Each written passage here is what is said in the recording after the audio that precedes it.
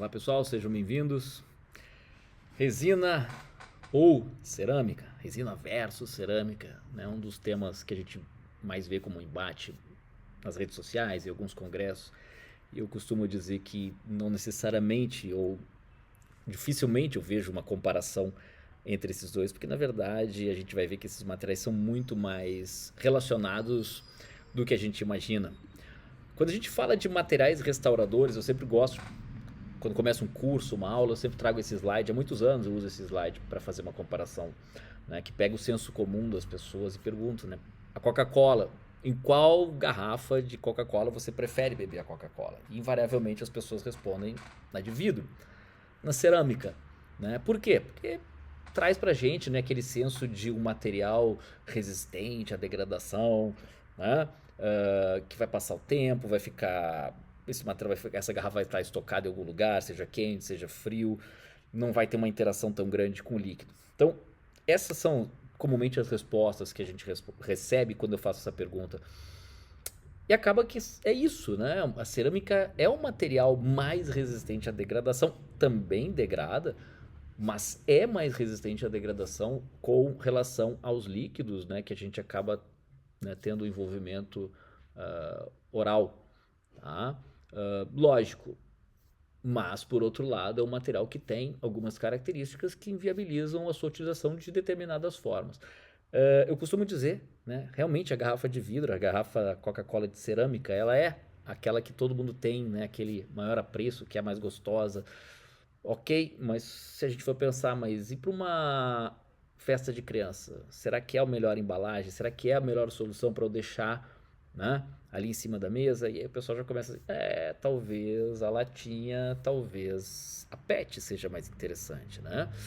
Por que isso? Porque há algumas situações nas quais realmente eu não tenho a friabilidade da cerâmica, nos impede da sua utilização ou dificulta, né, por completo. A cerâmica é um material altamente resistente, como eu falei, à degradação.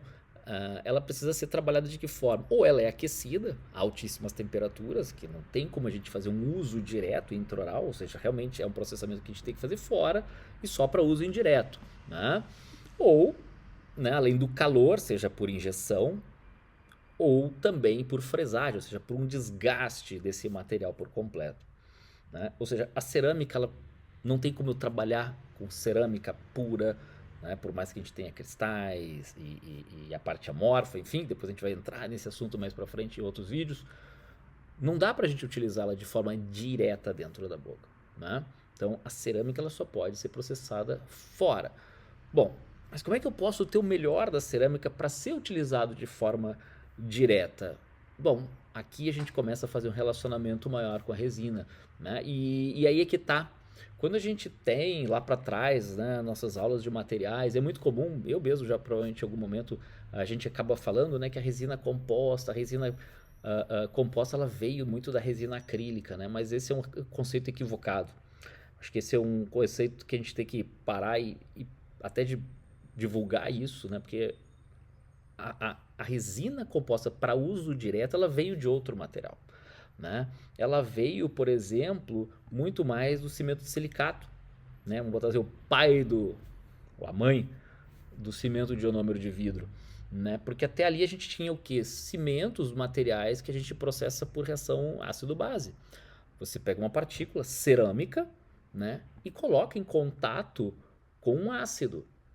Então é assim que começava, é assim que era a reação do cimento de silicato. Então você coloca uma partícula de cerâmica, então a partícula de carga que a gente fala, né, a partícula, o reforço da resina composta, nada mais é do que cerâmica. Cerâmica em grãos, cerâmica em pó, tá? Antigamente, o processamento era feito como? Se colocava em contato, então, com um líquido ácido, começava a ter essa dissolução da sua periferia, então um ácido e uma base formam uma ligação, formam o quê? Forma sal, né? Sal e água. A mesma coisa é o ionômero de vidro, né? Você tem lá partículas cerâmicas, e essas partículas, quando são colocadas em contato com um meio ácido, esse ácido começa a dissolver essa periferia dessa partícula, né, mantendo esse material de forma bruta, esse material junto. Pronto. Só que temos um problema. esse tipo de ligação que mantém as partículas, é a mesma coisa, num ionômero, por exemplo, ou antigamente com silicato, quanto mais partícula, mais cerâmica eu tenho, mais resistente será esse material. Eu costumo até brincar, né, que esses tipos de comparações, cerâmica e resina, é a mesma coisa que se a gente tivesse há 100, 150 anos atrás comparando amálgama de prata e restaurações metálicas fundidas, que são muito mais resistentes do que o amálgama, só que não dá para trabalhar a temperatura altamente aquecida e verter dentro da boca do paciente. Então lá atrás se fez o quê? Se dissolveu essas, né, vamos botar assim, se triturava essa liga metálica, se utilizava um componente que era o mercúrio, porque é o único líquido a temperatura ambiente, que consegue ser plastificado, e ele basicamente, quando o mercúrio entra em contato com a partícula metálica, ele vai dissolvendo, é isso que acontece, vai dissolvendo, só que em vez de formar um sal, formam-se cristais. Então, é o princípio mesmo, né? Lá atrás o metal, depois a gente vem com a cerâmica, com os ácidos, mas ainda temos então uma estrutura, né, que retém essas partículas juntas, solúvel, não é resistente à degradação.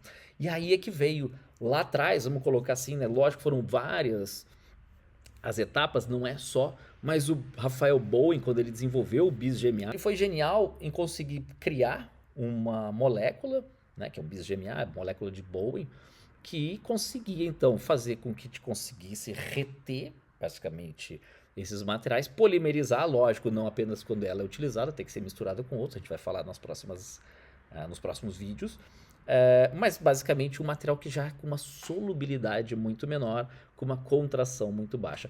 Ou seja, a resina composta, gente, nada mais é do que a cerâmica triturada, enfim, né, sendo aglutinada e sendo passível de ser manipulada, modelada a temperatura ambiente e colocada dentro da boca, né? Então, a partícula de carga, gente, é cerâmica, tá? Então, por isso que eu coloco, ó, não existe resina composta sem cerâmica na sua composição. Tá legal? Fica ligado, a gente vai falar muito de resina composta agora nos próximos vídeos.